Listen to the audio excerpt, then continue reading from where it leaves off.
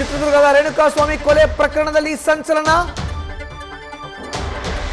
Darshan and gang ನಿಂದ ರೇಣುಕಾಸ್ವಾಮಿ ಕೊಲೆ ಕೇಸ್ಗೆ ಈಗ ಟ್ವಿಸ್ಟ್. ಸತ್ಯ ಹೇಳ್ತೇನೆ, ನನ್ನ ಕ್ಷಮಿಸಿ ಅಂತ ಆರೋಪಿ ಪ್ರದೋಷ್ ಅರ್ಜಿ. ಕೊಲೆ ಪ್ರಕರಣದಲ್ಲಿ 14ನೇ ಆರೋಪಿ ಆಗಿರುವಂತಹ ಪ್ರದೋಷ್ ಬೆಂಗಳೂರಿನ ಗಿರಿನಗರ ಮೂಲದವರು. ಮಾಫಿ ಸಾಕ್ಷಿಯನ್ನಾಗಿಸುವಂತೆ ಕೋರಿ ಅರ್ಜಿಯನ್ನು ಸಲ್ಲಿಕೆ ಮಾಡಿದ್ದಾರೆ ಆರೋಪಿ F14 ಪ್ರದೋಷ್ ಪರ ವಕೀಲರಿಂದ 59ನೇ CCH ಕೋರ್ಟ್ಗೆ ಅರ್ಜಿ ಸಲ್ಲಿಕೆ ಮಾಡಲಾಗಿದೆ. ಪ್ರತ್ಯೇಕ ಸೆಲ್ನಿಂದ ಕೋರ್ಟ್ಗೆ ಈಗ ಪ್ರತ್ಯೇಕ ಸೆಲ್ನಲ್ಲಿ ಇದ್ದಾರೆ, ಅರ್ಜಿಯನ್ನು ಸಲ್ಲಿಕೆ ಮಾಡಿದ್ದಾರೆ. ನನ್ನನ್ನು ಕ್ಷಮಿಸಿ, ನಾನು ಸತ್ಯ ಹೇಳ್ತೀನಿ ಅಂತ ಹೇಳಿದಾರಂತೆ. A14 ಆರೋಪಿ ಪ್ರದೋಷ್ ಬೆಂಗಳೂರಿನ ಗಿರಿನಗರ ಮೂಲದವರು. ಇವರು ಈಗ ಸೆರೆವಾಸ ಅನುಭವಿಸ್ತಾ ಇದ್ದಾರೆ. ಇತ್ತೀಚೆಗಷ್ಟೇ ಅವ್ರ ತಂದೆ ಕೂಡ ನಿಧನರಾದರು. ಆಗ ಅವರು ಪೆರೋಲ್ ಮೇಲೆ ಹೋಗಿದ್ರು. A14 ಆರೋಪಿ ಪ್ರದೋಷ್ ಈಗ ರೇಣುಕಾಸ್ವಾಮಿ ಕೊಲೆ ಕೇಸ್ಗೆ ಬಿಗ್ ಟ್ವಿಸ್ಟ್ ಸಿಕ್ಕಿದೆ. ಸತ್ಯ ಹೇಳ್ತೀನಿ ಅರ್ಜಿಯನ್ನು ಹಾಕಿದ್ದಾರೆ. ಹೆಚ್ಚಿನ ಮಾಹಿತಿ ನೀಡ್ತಾರೆ ನಮ್ಮ ಪ್ರತಿನಿಧಿ ಸಂದೇಶ್. ದೂರವಾಣಿ ಸಂಪರ್ಕಕ್ಕೆ ಸಿಕ್ಕಿದ್ದಾರೆ. ಸಂದೇಶ್, ರೇಣುಕಾಸ್ವಾಮಿ ಕೊಲೆ ಪ್ರಕರಣದಲ್ಲಿ ಬಿಗ್ ಟ್ವಿಸ್ಟ್. A14 ಆರೋಪಿ ಈಗ ಸತ್ಯ ಹೇಳ್ತೀನಿ ಅಂತ ಒಪ್ಕೊಂಡಿರೋದು. ಏನಾಗ್ಬೋದು ಮುಂದಿನ ಕಾನ್ಸಿಕ್ವೆನ್ಸಸ್ ಎಕ್ಸ್ಪ್ಲೇನ್ ಮಾಡೋದಾದ್ರೆ? ಮಧುಸೂದನ್, ಇದೊಂದು ಕೇಸ್ಗೆ ಟ್ವಿಸ್ಟ್ ಅಂತಾನೆ ಹೇಳ್ಬೋದು. ಯಾಕಂದ್ರೆ ಈಗ 14ನೇ ಆರೋಪಿ ಆಗಿರುವಂತಹ ಪ್ರದೋಷ್ 59ನೇ CCH ನ್ಯಾಯಾಲಯಕ್ಕೆ, ಅಂದ್ರೆ ಈ ಕೋರ್ಟ್ ಅಥವಾ ಈ ಕೇಸ್ನ ಟ್ರಯಲ್ ಏನ್ ನಡೀತಾ ಇದೆ, ಟ್ರಯಲ್ ನಡೀತಿರುವಂತಹ ನ್ಯಾಯಾಲಯಕ್ಕೆ ಪ್ರದೋಷ್ ಪರ ವಕೀಲರು ಈಗ ಒಂದು ಅರ್ಜಿಯನ್ನ ಸಲ್ಲಿಸಿದ್ದಾರೆ. ಅಂದ್ರೆ ನನ್ನನ್ನ ಮಾಫಿ ಸಾಕ್ಷಿಯನ್ನಾಗಿ ಪರಿಗಣನೆಗೆ ತೆಗೆದುಕೊಳ್ಳಿ ಅಂತ ಹೇಳಿ. ಅಂದ್ರೆ ನಾನು ಈ ಕೇಸ್ನಲ್ಲಿ ನಡೆದಂತ ಎಲ್ಲಾ ಸತ್ಯವನ್ನು ಕೂಡ ಹೇಳ್ತೀನಿ, ನನಗೆ ಕ್ಷಮೆಯನ್ನ ನೀಡಿ ಅಂತ ಈ ಒಂದು ಅರ್ಜಿಯನ್ನ ಸಲ್ಲಿಸಿರೋದ್ರಿಂದ ಇವತ್ತು ಪ್ರಾಸಿಕ್ಯೂಷನ್ ಅದಕ್ಕೆ ಉತ್ತರವನ್ನ ಕೊಡುತ್ತೆ. ಅಂದ್ರೆ ಈಗ ಆ ಅರ್ಜಿಯನ್ನ ಸಲ್ಲಿಕೆ ಮಾಡಿರೋದ್ರಿಂದ ಪ್ರಾಸಿಕ್ಯೂಷನ್ ಇದನ್ನ ಪರಿಗಣನೆಗೆ ತೆಗೆದುಕೊಳ್ತಾರ, ಅಂದ್ರೆ ಓಕೆ ನಮ್ಗೆ ಮಾಫಿ ಸಾಕ್ಷಿಯನ್ನಾಗಿ ಪ್ರದೋಷ್ ಅವರನ್ನ ನಾವು ಪರಿಗಣನೆಗೆ ತೆಗೆದುಕೊಳ್ತೀವಿ ಅಂತ ಹೇಳಿದ್ರೆ ಆಗ ಪ್ರದೋಷ್ ಅವರು ಈ ಕೇಸ್ನಲ್ಲಿ ಮಾಫಿ ಸಾಕ್ಷಿ ಆಗ್ತಾ ಹೋಗ್ತಾರೆ.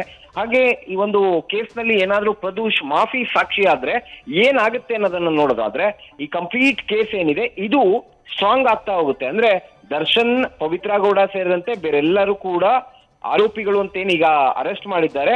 ಅವರು ಅಪರಾಧಿಗಳನ್ನಾಗಿ ಮಾಡೋದಕ್ಕೆ ಪ್ರದೋಷ್ ಹೇಳಿಕೆ ಏನಿದೆ ಅಥವಾ ಅವರನ್ನ ಮಾಫಿ ಸಾಕ್ಷಿಯಾಗಿ ಪರಿಗಣನೆಗೆ ತೆಗೆದುಕೊಂಡ್ರೆ ಈ ಒಂದು ಕೇಸ್ ಸ್ಟ್ರಾಂಗ್ ಆಗೋದಕ್ಕೆ ಹೆಲ್ಪ್ಫುಲ್ ಆಗುತ್ತೆ. ಜೊತೆಗೆ ಪ್ರದೋಷ್ ಕೂಡ ಆ ಘಟನೆ ನಡೆದಂತ ಸಂದರ್ಭದಲ್ಲಿ ಅಥವಾ ರೇಣುಕಾಸ್ವಾಮಿಯನ್ನ ಕೊಲೆ ಮಾಡಿದಂತ ಸಂದರ್ಭದಲ್ಲಿ ಆ ಒಂದು ಘಟನಾ ಸ್ಥಳದಲ್ಲಿ ಇದ್ದಿದ್ರಿಂದ ಅವರು ಐ ವಿಟ್ನೆಸ್ ಕೂಡ ಆಗ್ತಾರೆ. ಜೊತೆಗೆ ಇವರನ್ನ ಮಾಫಿ ಸಾಕ್ಷಿಯಾಗಿ ಪರಿಗಣನೆಗೆ ತೆಗೆದುಕೊಳ್ಳೋದ್ರಿಂದ ಅಲ್ಲಿ ಏನೇನ್ ನಡೀತು ಎಲ್ಲವನ್ನು ಕೂಡ ಕೋರ್ಟ್ ನ ಮುಂದೆ ನಾನು ಹೇಳ್ತೀನಿ ಅಂತ ಹೇಳಿರೋದ್ರಿಂದ ಈ ಒಂದು ಪ್ರಕರಣದಲ್ಲಿ ಬೇರೆ ಆರೋಪಿಗಳು ಅಂದ್ರೆ ಪ್ರದೋಷನ್ನ ಹೊರತುಪಡಿಸಿ ಬೇರೆಲ್ಲ ಯಾರೆಲ್ಲ ಆರೋಪಿಗಳಿದ್ದಾರೆ ಅವರು ಅಪರಾಧಿಗಳನ್ನಾಗಿ ಮಾಡೋದಕ್ಕೆ ಅಥವಾ ಅವರು ಅಪರಾಧಿಗಳು ಅಂತ ತೋರಿಸೋದಕ್ಕೆ ಇವರ ಸಾಕ್ಷಿ ತುಂಬಾ ಮುಖ್ಯವಾಗ್ತಾ ಹೋಗುತ್ತೆ. ಕೇಸ್ಗೆ ಕಂಪ್ಲೀಟ್ ಟ್ವಿಸ್ಟ್ ಸಿಕ್ಕಂತೆ ಆಗ್ತಾ ಹೋಗುತ್ತೆ. ಮಾಫಿ ಸಾಕ್ಷಿ ಇರೋದ್ರಿಂದ ಅವರು ಐ ವಿಟ್ನೆಸ್ ಕೂಡ ಆಗ್ತಾರೆ. ಪ್ರದೋಷ್ ಒಬ್ಬರಿಗೆ ಬಿಟ್ರೆ ಇನ್ನೆಲ್ಲರೂ ಕೂಡ ಈ ಒಂದು ಪ್ರಕರಣದಲ್ಲಿ ಅಪರಾಧಿ ಆಗ್ತಾರೆ. ಯಾಕಂದ್ರೆ ಪ್ರದೋಷ್ ಏನಾದ್ರೂ ಮಾಫಿ ಸಾಕ್ಷಿಯಾಗಿ ಪರಿಗಣನೆಗೆ ತೆಗೆದುಕೊಂಡು ಪ್ರದೋಷರ ಹೇಳಿಕೆಯನ್ನ ಪಡೆದುಕೊಂಡ್ರೆ ಅಲ್ಲಿ ಘಟನಾ ಸ್ಥಳದಲ್ಲಿ ನಡೆದಂತ ಅಷ್ಟೂ ಸತ್ಯವನ್ನ ಕೋರ್ಟ್ ನ ಮುಂದೆ ಬಾಯ್ ಬಿಟ್ರೆ ಆಗ ಪ್ರದೋಷ್ಗೆ ಕನ್ಸೆಷನ್ ಸಿಗುತ್ತೆ ಅಥವಾ ಅವ್ರಿಗೆ ಕ್ಷಮೆಯನ್ನ ಕೊಡ್ತಾರೆ. ಅವ್ರಿಗೆ ಯಾವುದೇ ರೀತಿಯ ಶಿಕ್ಷೆ ಇರೋದಿಲ್ಲ. ಯಾಕಂದ್ರೆ ಈ ಹಿಂದೆ ಕೂಡ ವಿನಯ್ ಕುಲಕರ್ಣಿ ಅವರ ಪ್ರಕರಣದಲ್ಲಿ ಅಂದ್ರೆ ಯೋಗೀಶ್ ಗೌಡರ್ ಅವರ ಕೊಲೆ ಪ್ರಕರಣದಲ್ಲಿ ವಿನಯ್ ಕುಲಕರ್ಣಿ ಕೂಡ ಅಕ್ಯೂಸ್ ಆಗಿರ್ತಾರೆ. At the same time Basavaraj ಮುತ್ತಿಗೆ ಏನಿರ್ತಾರೆ ಅವರು ಕೂಡ ಅಕ್ಯೂಸ್ ಆಗಿರ್ತಾರೆ. ಆದ್ರೆ ಅವರು ಕೋರ್ಟ್ಗೆ ಒಂದು ಮನವಿಯನ್ನ ಮಾಡ್ತಾರೆ, ಅಂದ್ರೆ ನಾನು ಮಾಫಿ ಸಾಕ್ಷಿಯಾಗಿ ಕನ್ವರ್ಟ್ ಆಗ್ತಾ ಇದ್ದೀನಿ ಅಥವಾ ನಾನು ಕೋರ್ಟ್ ನ ಮುಂದೆ ಎಲ್ಲಾ ಸತ್ಯವನ್ನ ಕೂಡ ಹೇಳ್ತೀನಿ ಅಂತ ಹೇಳಿದ್ರು. ಅವರ ಒಂದು ಹೇಳಿಕೆ ಏನಿದೆ ಅದು ಕೇಸ್ಗೆ ಬಹಳಷ್ಟು ಪ್ರಮುಖವಾಗ್ತಾ ಹೋಯ್ತು. ಅವರ ಹೇಳಿಕೆ ಕೊಟ್ಟ ನಂತರ ಅಥವಾ ಅವರು ಹೇಳಿಕೆ ಕೊಟ್ಟ ನಂತರ ಕೇಸ್ಗೆ ಪ್ರಮುಖವಾದ ಒಂದು ಸಾಕ್ಷಿ ಕೂಡ ಲಭ್ಯವಾಗುತ್ತೆ. ಅದರ ಬೇಸ್ ಮೇಲೆ ಅಷ್ಟು ಆರೋಪಿಗಳಿಗೆ ಶಿಕ್ಷೆ ಆಗುತ್ತೆ. ಬಸವರಾಜ್ ಮುತ್ತಿಗೆ ಅವರಿಗೆ ಎಲ್ಲಾ ಹೇಳಿಕೆಯನ್ನ ಕೂಡ ಬರೆದು ಅವ್ರಿಗೆ ಕ್ಷಮೆಯನ್ನ ಕೋರ್ಟ್ ಕೂಡ ನೀಡುತ್ತೆ. ಹಾಗಾಗಿ ಇಲ್ಲಿ ಮಾಫಿ ಸಾಕ್ಷಿ ಏನಿದೆ ಅದರಲ್ಲೂ ಕೂಡ ಪ್ರಕರಣದಲ್ಲಿರುವಂತಹ ಆರೋಪಿಗಳು ಮಾಫಿ ಸಾಕ್ಷಿಯಾಗಿ ಪರಿವರ್ತನೆ ಆದ್ರೆ ಕೇಸ್ ತುಂಬಾ ಸ್ಟ್ರಾಂಗ್ ಆಗ್ತಾ ಹೋಗುತ್ತೆ. ಜೊತೆಗೆ ಕೇಸ್ನ ಜಡ್ಜ್ಮೆಂಟ್ ಮೇಲೆ ಇದು ತುಂಬಾ ಪರಿಣಾಮ ಬೀರುತ್ತೆ. ಮಧುಸೂದನ್, ಸಂದೇಶ್, ಈಗಾಗಲೇ ನೀವು ಒಂದು ಎಕ್ಸಾಂಪಲ್ ಸಹಿತ ವಿವರಿಸಿದಿರಿ ಯೋಗೇಶ್ ಗೌಡ ಕೊಲೆ ಪ್ರಕರಣದಲ್ಲಿ ಏನಾಯ್ತು ಅನ್ನೋದನ್ನ. ಈಗ ಪ್ರದೋಷ್ ಕೂಡ ಅದೇ ರೀತಿ ಮಾಫಿ ಸಾಕ್ಷಿ ಆಗಿದ್ದೆ ಆದ್ರೆ ಇವ್ರಿಗೆ ಒಬ್ಬರಿಗೆ ಬಿಟ್ಟು ಉಳಿದವ್ರಿಗೆ ಕಂಟಕ ಸಂಕಟ ಎದುರಾಗೋ ಅಂತದ್ ನಿಶ್ಚಿತ ಅಂತೀರಿ ಹಾಗಾದ್ರೆ? ಮಧುಸೂದನ್ ಖಂಡಿತವಾಗ್ಲು ಅಂದ್ರೆ ಇಲ್ಲಿ ಮಾಫಿ ಸಾಕ್ಷಿಯಾಗಿ ಪ್ರದೂಷ್ ಏನಾದ್ರೂ ಇಲ್ಲಿ ಪರಿವರ್ತನೆ ಆದ್ರೆ ಅಥವಾ ಮಾಫಿ ಸಾಕ್ಷಿ ಆಗ್ತೀನಿ ಅಂತೇಳಿ ಈಗ ಅರ್ಜಿಯನ್ನ ಏನ್ ಸಲ್ಲಿಕೆ ಮಾಡಿರೋದ್ರಿಂದ ಆ ಒಂದು ಅರ್ಜಿಯನ್ನ ಆಧರಿಸಿ ಇವತ್ತು ಪ್ರಾಸಿಕ್ಯೂಷನ್ ತಮ್ಮ ನಿಲುವನ್ನ ತಿಳಿಸ್ತಾರೆ. ಅಂದ್ರೆ ನಾವು ಅವರನ್ನ ಪ್ರಾಸಿಕ್ಯೂಷನ್ ಈಗ ನಾವು ಪ್ರದೂಷನ್ನ ಮಾಫಿ ಸಾಕ್ಷಿಯನ್ನಾಗಿ ಪರಿಗಣನೆಗೆ ತೆಗೆದುಕೊಳ್ತೀವಿ ಅಥವಾ ಕೇಸ್ ಟ್ರಯಲ್ ಸಂದರ್ಭದಲ್ಲಿ ಈಗ ಟ್ರಯಲ್ ನಡೀತಾ ಇರೋದ್ರಿಂದ ಅವ್ರನ್ನ ಪರಿಗಣನೆಗೆ ತೆಗೆದುಕೊಳ್ತೀವಿ ಅಂತ ಏನಾದ್ರು ಹೇಳಿದ್ರೆ ಮೊದಲಿಗೆ ಪ್ರದೂಷ್ ಈಗ ಎಲ್ಲರೂ ಕೂಡ ಒಂದೇ ಸೆಲ್ ನಲ್ಲಿ ಪರಪ್ಪನಾಗ್ರಹದಲ್ಲಿ ಇರೋದ್ರಿಂದ ಅವರನ್ನ ಪ್ರತ್ಯೇಕ ಸೆಲ್ಗೆ ಶಿಫ್ಟ್ ಮಾಡುವಂತ ಕೆಲಸವನ್ನ ಮಾಡಿಸ್ಬೇಕಾಗುತ್ತೆ. ಯಾಕಂದ್ರೆ ಅಲ್ಲೇ ಇರೋದ್ರಿಂದ ಮ್ಯಾನುಪ್ಲೇಟ್ ಆಗುವಂತ ಸಾಧ್ಯತೆಗಳು ಕೂಡ ಇರ್ತವೆ. ಹಾಗಾಗಿ ಇಲ್ಲಿ ಒಂದು ವೇಳೆ ಏನಾದ್ರೂ ಪ್ರದೂಷ್ ಪ್ರತ್ಯೇಕ ಸೆಲ್ಗೆ ಅವರನ್ನ ಮನವಿ ಮಾಡಿರೋದ್ರಿಂದ ಈಗ ಪ್ರಾಸಿಕ್ಯೂಷನ್ ನಿಲುವು ಏನ್ ತಿಳಿಸುತ್ತೆ ಇವತ್ತು ಅಂದ್ರೆ ನಾವು ಅಕ್ಸೆಪ್ಟ್ ಮಾಡ್ತೀವಿ ಮಾಫಿ ಸಾಕ್ಷಿಯಾಗಿ ಪ್ರದೂಷ್ನ ಅಂತ ಹೇಳಿದ್ರೆ ಆಗ ಅವರನ್ನ ಪ್ರತ್ಯೇಕ ಸೆಲ್ ನಲ್ಲಿ ಇರಿಸಿ ಅಲ್ಲಿಂದ ನೇರವಾಗಿ ವಿಸಿ ಮುಖಾಂತರವಾಗಿ ಕೋರ್ಟ್ಗೆ ಹಾಜರಾಗೋದಕ್ಕೆ ಮಾಡ್ಬೇಕಾಗಿರುವಂತ ಎಲ್ಲಾ ಪ್ರಕ್ರಿಯೆಗಳು ಕೂಡ ನಡೀತಾ ಹೋಗ್ತವೆ. ಜೊತೆಗೆ ಇಲ್ಲಿ ಪ್ರದೂಷ್ರ ಹೇಳಿಕೆ ಏನಿದೆ ಅಥವಾ ಅವರು ವಿಟ್ನೆಸ್ ಆದಂತ ಸಂದರ್ಭದಲ್ಲಿ ಕೋರ್ಟ್ ನ ಮುಂದೆ ಏನ್ ಹೇಳಿಕೆ ಕೊಡ್ತಾರೆ ಅದು ಐ ವಿಟ್ನೆಸ್ ಆಗ್ತಾ ಹೋಗುತ್ತೆ. ಅಂದ್ರೆ ನಾನೇ ಖುದ್ದಾಗಿ ನೋಡಿದ್ದೀನಿ ಎಲ್ಲವನ್ನು, ಯಾಕಂದ್ರೆ ನಾನು ಈ ಪ್ರಕರಣದ ಆರೋಪಿಯಾಗಿದ್ದೇನೆ.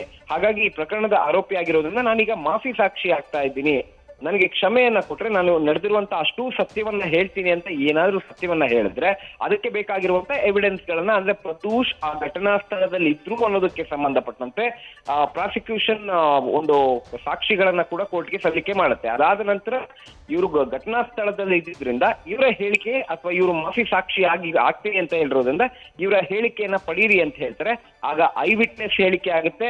ಇದು ತುಂಬಾ ಸ್ಟ್ರಾಂಗ್ ಆಗ್ತಾ ಹೋಗುತ್ತೆ ಕೇಸ್ಗೆ. ಅಂದ್ರೆ ಕೇಸ್ನ ಕಂಪ್ಲೀಟ್ ಆಗಿ ಅಥವಾ ಈ ಒಂದು ಘಟನೆಯನ್ನ ಅಥವಾ ಈ ಒಂದು ಕೃತ್ಯವನ್ನ ಕಂಪ್ಲೀಟ್ ಆಗಿ ಕಣ್ಣ ಮುಂದೆ ನಾನು ನೋಡಿದ್ದೀನಿ ಅಂತ ಹೇಳೋದ್ರಿಂದ, ಯಾಕಂದ್ರೆ ಈಗಾಗಲೇ ಹೇಳಿಕೆಯನ್ನ ಕೊಟ್ಟಿದ್ದಾರೆ ಪ್ರತಿಯೊಬ್ಬ ಆರೋಪಿಯು ಕೂಡ ಪ್ರದೂಷ್ ನಮ್ಮ ಜೊತೆಯಲ್ಲಿ ಇದ್ರು ಅಂತ ಹೇಳಿಕೆಯನ್ನ ಕೊಟ್ಟಿರೋದ್ರಿಂದ ಈಗ ಅವರ ಹೇಳಿಕೆ ಏನಿದೆ ಇವರು ಕೊಲೆ ಆರೋಪಿಗಳು ಅನ್ನೋದಕ್ಕೆ ಸಂಬಂಧಪಟ್ಟಂತೆ ಅಥವಾ ಇವರು ಕೊಲೆ ಆರೋಪಿಗಳು ಅನ್ನೋದನ್ನ ಪ್ರೂವ್ ಮಾಡೋದಕ್ಕೆ ಪ್ರಬಲವಾದ ಒಂದು ಅಸ್ತ್ರ ಪ್ರಾಸಿಕ್ಯೂಷನ್ ಆಗಿರುತ್ತೆ. Madhusudan, Sandesh, very interesting. A14 ಆರೋಪಿ ಪ್ರದೋಷ್ ಈಗ ಅರ್ಜಿಯನ್ನು ಸಲ್ಲಿಕೆ ಮಾಡ್ತಾ ಇರುವಂತದ್ದು. ಈ ರೀತಿಯ ಬೆಳವಣಿಗೆ ಈ ಪ್ರಕರಣದಲ್ಲಿ ಆಗ್ಲಿಕ್ಕೆ ಏನ್ ಮೇಜರ್ ಕಾರಣ ಇರಬಹುದು ಅಂತ ಊಹೆ ಮಾಡ್ತೀರಿ? ಮಧುಸೂದನ್, ಇಲ್ಲಿ ವೆರಿ ಸಿಂಪಲ್. ಅಂದ್ರೆ ಎಲ್ಲರೂ ಕೂಡ ಈಗಾಗಲೇ ಈ ಪ್ರಕರಣದಲ್ಲಿ ಅರೆಸ್ಟ್ ಆಗಿದ್ದಾರೆ, ಕೂಡ ಜೈಲು ವಾಸವನ್ನು ಕೂಡ ಈಗಾಗಲೇ ಅನುಭವಿಸ್ತಾ ಇದ್ದಾರೆ. ಜೊತೆಗೆ ಅಷ್ಟೂ ಜನಕ್ಕೂ ಕೂಡ ಅಂದ್ರೆ ಆರೋಪಿಗಳ ಮಧ್ಯೆ ಏನು ಪ್ರತಿಯೊಬ್ಬರಿಗೂ ಕೂಡ ಅಥವಾ ದರ್ಶನ್ ಮತ್ತೆ ಬೇರೆ ಆರೋಪಿಗಳ ಮಧ್ಯೆ ಸರಿಯಾದ ರೀತಿಯ ಒಂದು ಸಮನ್ವಯ ಇಲ್ಲ ಅಥವಾ ಮಾತುಕತೆಗಳು ಕೂಡ ಸರಿಯಾಗಿರ್ಲಿಲ್ಲ. ಯಾಕಂದ್ರೆ ಎಲ್ಲರಿಗೂ ಕೂಡ ಮನಸ್ತಾಪವಾಗಿತ್ತು ಅನ್ನೋ ಒಂದು ಮಾತುಗಳು ಕೂಡ ಕೇಳಿ ಬರ್ತಾ ಇತ್ತು. ಜೊತೆಗೆ ಈಗ ಎಲ್ಲಾ ಆರೋಪಿಗಳು ಕೂಡ ಅರೆಸ್ಟ್ ಆಗಿರೋದ್ರಿಂದ ಇಲ್ಲಿ ಪ್ರದೂಷ್ ಅವರ ನಡೆ ಏನಿದೆ ಅವರ ವಕೀಲರ ಜೊತೆ ಡಿಸ್ಕಸ್ ಮಾಡಿ ಜೊತೆಗೆ ಪ್ರದೂಷ್ ಅವರ ಈಗ ನಡೆ ಏನಿದೆ ಅದು ನಿಜಕ್ಕೂ ಕೂಡ ಪ್ರದೂಷ್ ಅವರು ಹೌದು ನಾನು ಈ ಪ್ರಕರಣದಲ್ಲಿ ಮಾಫಿ ಸಾಕ್ಷಿ ಆಗ್ಬೇಕು ಅನ್ನೋ ಒಂದು ಮನ ಪರಿವರ್ತನೆ ಏನಿದೆ ಅಥವಾ ನಾನು ಈ ಪ್ರಕರಣದಲ್ಲಿ ಮಾಫಿ ಸಾಕ್ಷಿ ಆದ್ರೆ ನಾನು ಇಲ್ಲಿ ಸೇಫ್ ಆಗಬಹುದು ಅನ್ನೋ ಒಂದು ಥಾಟ್ ಅನ್ನ ವಕೀಲರ ಬಳಿ ಮಾತನಾಡ್ಕೊಂಡಿರ್ತಾರೆ ಅಥವಾ ವಕೀಲರು ಪ್ರದೂಷ್ ಅವರು ಮಾತನಾಡಿ ಈ ಒಂದು ಡಿಸಿಷನ್ ಅನ್ನ ತೆಗೆದುಕೊಂಡಂತೆ ಕಾಣಿಸ್ತಾ ಇದೆ. ಯಾಕಂದ್ರೆ ಮಾಫಿ ಸಾಕ್ಷಿಗಳು ಈ ಹಿಂದೆ ಕೂಡ ಹಲವು ಪ್ರಕರಣಗಳಲ್ಲಿ ಮಾಫಿ ಸಾಕ್ಷಿಯಾಗಿ ಯಾರು ಪರಿವರ್ತನೆ ಆಗಿದ್ದಾರೆ ಆ ಕೇಸ್ ಸ್ಟ್ರಾಂಗ್ ಆಗಿದೆ. ಜೊತೆಗೆ ಪ್ರದೂಷ್ ಅವರಿಗೆ ಅಥವಾ ಯಾರು ಮಾಫಿ ಸಾಕ್ಷಿಯಾಗಿರ್ತಾರೆ ಅವ್ರಿಗೆ ರಿಲೀಫ್ ಸಿಕ್ಕಿದೆ. ಆ ಕಾರಣಕ್ಕಾಗಿ ಅಂದ್ರೆ ಇಷ್ಟು ದಿನಗಳ ಬೆಳವಣಿಗೆಗಳನ್ನ ಕೂಡ ಗಮನಿಸ್ತಾ ಇದ್ದಾರೆ. ಜೊತೆಗೆ ಹೈಕೋರ್ಟ್ ನೀಡಿರುವಂತಹ ಹೇಳಿಕೆಗಳಾಗಿರ್ಬೋದು, ಜೊತೆಗೆ ಜಾಮೀನ್ ಸಿಗೋದಕ್ಕೆ ಇನ್ನು 1 ವರ್ಷದ ನಂತರ ಜಾಮೀನ್ಗೆ ಅಪ್ಲೈ ಮಾಡಿ ಅಥವಾ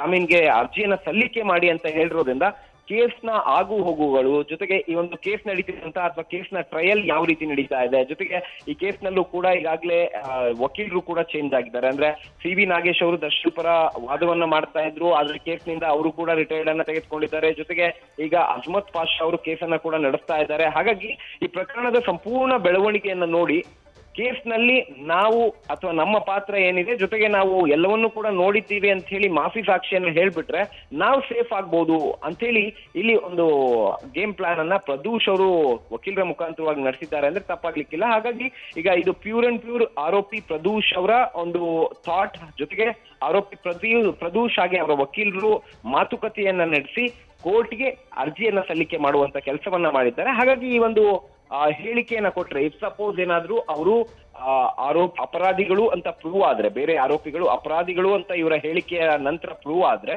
ಆಗ ಪ್ರದೂಷ್ಗೆ ರಿಲೀಫ್ ಸಿಗುತ್ತೆ, ಜೊತೆಗೆ ಬೇರೆ ಆರೋಪಿಗಳಿಗೆ ಶಿಕ್ಷೆ ಆಗುತ್ತೆ. ಇದೇ ಕಾರಣಕ್ಕೆ ಅಥವಾ ಕೇಸ್ ಟ್ರಯಲ್ ನ ಹಂತವನ್ನ ನೋಡಿ ಅಥವಾ ಕೇಸ್ ಟ್ರಯಲ್ ಯಾವ ಹಂತದಲ್ಲಿ ನಡೀತಾ ಇದೆ ಅಥವಾ ಎಷ್ಟು ಸ್ಟ್ರಾಂಗ್ ಆಗಿ ಹೋಗ್ತಾ ಇದೆ ಅನ್ನೋದನ್ನ ನೋಡಿ ಈ ಡಿಸಿಷನ್ ಅನ್ನ ತೆಗೆದುಕೊಂಡಂತೆ ಕಾಣಿಸ್ತಾ ಇದೆ. ಮಧುಸೂದನ್, ಧನ್ಯವಾದ ಸಂದೇಶ್ ನಿಮ್ಮ ಮಾಹಿತಿಗೆ.